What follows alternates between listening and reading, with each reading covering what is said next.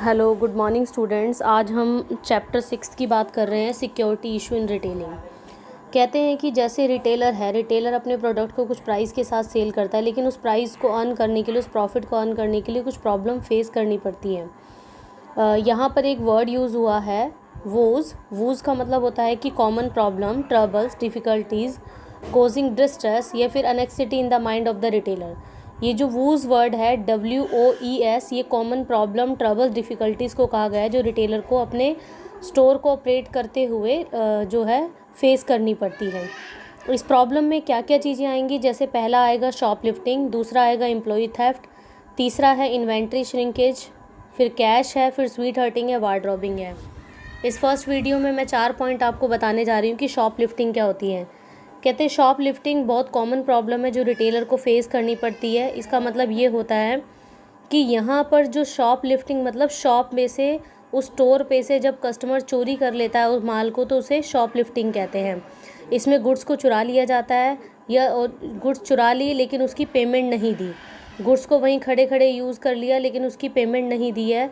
जैसे कि कुछ छोटी मोटी चीज़ें होते हैं, बच्चे जो उठा के खा जाते हैं और बिना उसके पे किए हुए, या फिर प्राइस लिस्ट को स्वैप कर दिया, उसके कार्ड को हटा दिया, तो इस तरह से जो है उसको शॉप लिफ्टिंग कहा जाता है। Generally the item that are shop lifted are the ones that are relatively small in size. ज़्यादातर शॉप लिफ्टिंग उन चीज़ों की जाती है जिनकी वैल्यू तो हाई होती है लेकिन साइज़ में वो छोटे होते हैं। इसे 5 फिंगर्स डिस्काउंट भी कहा जाता है। 5 फिंगर डिस्काउंट इसलिए कहा जाता है क्योंकि इसमें cigarette packet, blades, razor, small item from jewellery shop, ये सारी चीज़ें आती हैं। कहता है ये एक रिटेलर के लिए कॉमन सी प्रॉब्लम है। ज़्यादातर अभी आजकल देखने में क्या आया है कि क्लोथिंग डिपार्टमेंट है, क्लोथिंग डिपार्टमेंट में कुछ लोग आते हैं, ट्राई रूम में जाते हैं, ड्रेसेस को चेंज करके देखते हैं, 3-4 वो ले गए, लेकिन उन्होंने क्या किया, जो पहले से जो ड्रेस पहन रखी थी उसके अंदर एक शर्ट जैसे छुपा ली और उसको बिना मतलब पेमेंट ही नहीं दी है, तो इस तरह से शॉप लिफ्टिंग हो जाती है। तो इस शॉप लिफ्टिंग को कवर अप करने के लिए एक रिटेलर को क्या क्या करना चाहिए। पहली बात, एक रिटेलर को जिनकी वैल्यू हाई है उनको सेफ कस्टडी में रखना चाहिए। दूसरा, अपने शॉप के चारों तरफ कैमरास और मिरर्स लगाने चाहिए ताकि कस्टमर को तरफ देखा जा सके। थर्ड पॉइंट ये आता है कि हमें जो है शॉप लिफ्टिंग के लिए प्रॉपर वार्निंग बतानी चाहिए या कॉन्सिक्वेंसेस बताने चाहिए कि भाई उसका रिजल्ट्स क्या हो सकता है, क्या क्या रिजल्ट्स होंगे, क्या अगर आप शॉप लिफ्टिंग कर लेते हो उसका ड्रॉबैक क्या रहेगा। नेक्स्ट आता है कि अगर कोई भी कस्टमर आता है स्टोर में और शॉपिंग बैग्स अपना लेकर आता है, तो जनरली हम किसी भी वॉलमार्ट में या बिग बाज़ार में जाते हैं तो वो बैग्स को बाहर ही रखवा लेते हैं। गार्ड वाले बैग बाहर रखवाने का मतलब है कि वहाँ से शॉप लिफ्टिंग होने के चांसेस कम हो जाएंगे।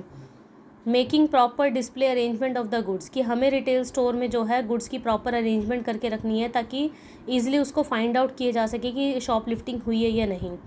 और हमें जो है इस तरह से अपना स्टोर डिज़ाइन करना चाहिए ताकि सिक्योरिटी के कंसल्टेशन में वो रहे। There should be a single entrance, हमें एक ही एंट्रेंस रखनी हो, आने और जाने का रास्ता रिटेल स्टोर में एक ही रखना है ताकि प्रॉपर तरीके से मॉनिटरिंग की जा सके। ज़्यादातर पीक सीज़न में जो है शॉप लिफ्टिंग होने के चांसेस सबसे ज़्यादा रहते हैं। शॉप लिफ्टिंग, आई होप कि आपको समझ आ गया होगा। शॉप लिफ्टिंग मतलब शॉप में से ही जब कपड़े चोरी हो जाते हैं या कोई गुड्स उठा कर ले जाते हैं without pay of the retailer, कि रिटेलर को आपने पेमेंट नहीं दी, जैसे मैंने क्लोथिंग वाला एग्जांपल बताया कि ट्राई रूम में जाकर जो है इस तरह से शर्ट चोरी कर लेना, तो ये सब जो है वो शॉप लिफ्टिंग में ही आते हैं। नेक्स्ट आता है एम्प्लॉय थेफ्ट। एम्प्लॉय थेफ्ट कहते हैं एक ऑर्गेनाइजेशन के लिए एक वैल्यूएबल रिसोर्सेज है।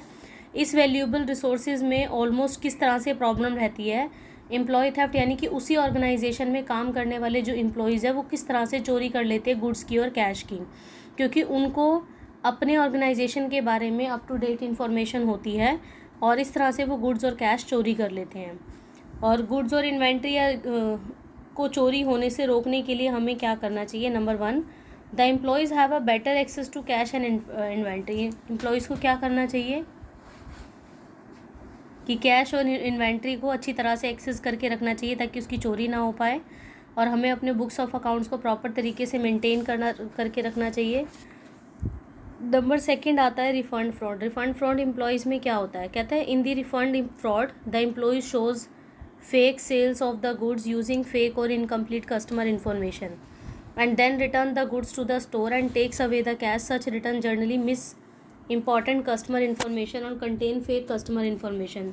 रिफंड स्टोर में यहाँ पर हमें ये कि कस्टमर से माल वापस आया नहीं है लेकिन हमने शो करके दिखा दिया, तो इस तरह के जो स्टोर वो है इसको एम्प्लॉय थेफ्ट में काउंट किया जाता है। एक आपका डिस्काउंट स्टोर होता है। सपोज कीजिए कि यहाँ पर रिटेलर ने एक गुड्स आपको 600 रुपये में परचेज़ की और आगे एम्प्लॉयज़ को 400 में उसने सेल कर दी, लेकिन यहाँ पर एम्प्लॉयज़ क्या करेगा, अपने कस्टमर को 400 वाले आर्टिकल को 500 में अगर सेल कर देता है, तो इस तरह से जो फ्रॉड्स है वो आपका डिस्काउंट फ्रॉड कहलाता है।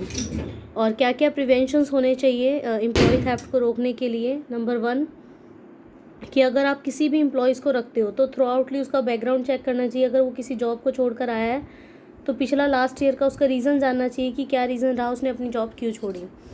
उसके बाद सेकंड आता है कि हमें ये भी ध्यान रखना है कि हमें प्रॉपर एक लिमिट्स मेंटेन करके रखनी है ताकि डिस्काउंट जो फ्रॉड है या रिफ़ंड फ्रॉड है वो किसी के साथ ना हो पाए और उसको मेंटेन करके रखा जा सके। प्रॉपर अकाउंटेबिलिटी होनी चाहिए, अपनी ड्यूटीज़ जो है अच्छी तरह से डिवाइडेशन की जानी चाहिए। एम्प्लॉयज़ की जो चेकिंग है वो डे बाय डे होनी चाहिए। एक रेगुलर इंटरवल्स के बाद जो है इन्वेस्टिगेशन के बाद जो है आपको बुक्स ऑफ अकाउंट इंस्पेक्ट करना है। आपने अपने एम्प्लॉयज़ को ये प्रॉपर रिस्पॉन्सिबिलिटी रियलाइज़ करवानी है कि ये सब करना जो है गलत चीज़ है, इसके क्या क्या जो है कॉन्सिक्वेंसेस हो सकते हैं। Keep a track of the refund every month. आपको ध्यान रखना है कि जो रिफ़ंड है वो एवरी मंथ किस तरह से रहेगा। इन्वेस्टिगेट करना चाहिए, लार्ज अमाउंट को तरफ देखना चाहिए। The refund from must be sign by the employees as well as the senior employees. अगर कोई चीज़ें रिफ़ंड की जा रही है, एम्प्लॉयज़ की तरफ से आ रही है या आपकी तरफ से वापस जा रही है, तो उसका रीज़न्स होना चाहिए। कहता है ascertaining if there are cash shortage over a longer period of time, कि लंबे टाइम से कैश में कुछ गड़बड़ी दिखाई दे रही है। एंड इन्वेस्टिगेट द रीजंस, तो जानना चाहिए कि ऐसा क्यों हो रहा है।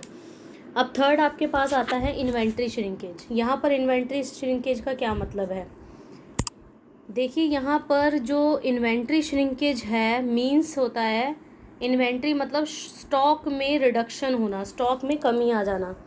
Inventory shrinkage is caused by A number of reasons, बहुत सारे कारण हैं जिसकी वजह से इन्वेंट्री श्रिंकेज हो जाती है। एम्प्लॉय थेफ्ट मतलब ऑर्गेनाइजेशन का एम्प्लॉयज़ भी स्टॉक को, गुड्स को चुरा सकता है। शॉप लिफ्टिंग भी इन्वेंट्री में आता है। Vendors frauds, administrative errors. आपने क्या किया, handling inventory shrinkage is a difficult task. Handling में मतलब ये है कि जब आपने हैंडलिंग किया, फिजिकल गुड्स किया, तब उसका वेट कुछ और था, लेकिन गोडाउन तक पहुँचते पहुँचते उसके जो वेट में है या काउंटिंग में है वो कमी आ गई, तो दोनों में जो रिडक्शन हो जाती है तो उसको हम इन्वेंट्री श्रिंकेज बोलते हैं। कहते हैं इसको कैसे रोका जा सकता है। सबसे पहले ये है कि कॉन्टीन्यूसली स्टॉक की वेरिफिकेशन होनी चाहिए। दूसरा कि fixing the values eight which the employees can by the goods at cheaper rates from the retailer, this will limit the discount fraud, कि अगर कम रेट्स के हिसाब से अगर एम्प्लॉयज़ अपने कस्टमर को बेच रहा है तो वो हमें पता होना चाहिए, उसकी लिमिट एक डिसाइड होनी चाहिए कि प्रॉपरली कस्टमर को एक जैसा डिस्काउंट फ्रॉड दिया जा सके। Also the retailer should keep a check on any large refund made by the business. अगर कोई बिजनेसमैन लार्ज रिफंड देना चाह रहा है तो लार्ज रिफंड की जो है प्रॉपर ट्रैकिंग होनी चाहिए। और कई बार जो इन्वेंट्री श्रिंकेज होता है उसका कारण शॉप लिफ्टिंग होता है। रिटेलर को प्रॉपर तरीके से कैमराज और मिरर लगाने चाहिए। Employ should be appointed after, कि अगर किसी भी एम्प्लॉयज़ को अपॉइंट किया जा रहा है तो प्रॉपर तरीके से जो है हमें उसका बैकग्राउंड चेक करना चाहिए। नेक्स्ट आता है कैश श्रिंकेज। क्या होता है कैश श्रिंकेज, मतलब कैश में कमी आ जाना। कैश में कमी होने के बहुत सारे कारण रहते हैं और वो वही लोग कर सकते हैं जो वहीं के एम्प्लॉयज़ होते हैं। ज़्यादातर कैशियर और अकाउंटेंट ऐसा काम करते हैं। तो अगर हम ये चाहते हैं कि कैश श्रिंकेज ना हो तो हमें केयरफुली एनालाइज करना चाहिए, कैश का बैलेंस को चेक करना चाहिए। जो बिजनेसमैन है, जो रिटेलर है, उसे अपने घर ले जाकर उसका टोटल आपस में मिलाना चाहिए। Also the should compare the cash shrinkage in the past with the current ones and find out the reasons. अगर किसी भी तरीके से आपको बैलेंस शीट में कुछ गड़बड़ दिखाई देती है तो हमें उस पर अच्छी तरह से ध्यान देना चाहिए।